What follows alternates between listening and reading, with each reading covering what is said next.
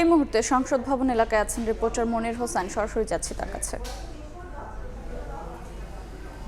জাতীয় ঐক্যমত্য তৈরির লক্ষ্যে জাতীয় ঐক্যমত্য কমিশনের সঙ্গে যে রাজনৈতিক দলগুলোর আলোচনা চলছে সেই ধারাবাহিকতায় আজকে সকাল 10:30টায় শুরু হয়েছে জামাত ইসলামের সঙ্গে আলোচনা। সকালে আমরা যেটি জানিয়েছিলাম যে 11 সদস্যের একটি প্রতিনিধি দল জাতীয় ঐক্যমত্য কমিশনের সঙ্গে বৈঠকে বসে এবং সেই বৈঠকের শুরুতেই সূচনা বক্তব্যে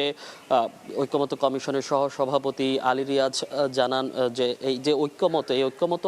তৈরি আসলে শুধুমাত্র ঐক্যমত্য কমিশনের কাজ নয়, এটি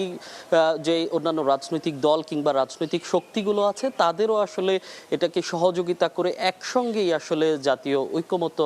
গঠন করতে হবে। এবং তারপরেই আসলে কথা বলেছে জামাতে ইসলামের পক্ষ থেকে যে নায়েবে আমির সৈয়দ আবদুল্লাহ মোহাম্মদ আবু তাহেরের নেতৃত্বে এসেছিলেন, সেই আবু তাহের কথা বলেছেন এবং তাহের জামাতের পক্ষ থেকে আসলে যেটি বলছিলেন যে জামাত একটি সুষ্ঠু, অবাধ এবং সন্ত্রাসবাদ মুক্ত নির্বাচনের লক্ষ্যেই কাজ করছে এবং তাদের লক্ষ্য সেটি বলেই তিনি উল্লেখ করেছেন এবং বলছে যে এখন পর্যন্ত যেই নির্বাচনের পরিবেশ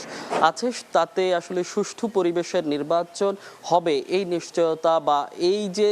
পরিবেশ, সেই পরিবেশ কিন্তু জামাত ইসলাম এখনো দেখছেন না। অতএব জামাত ইসলাম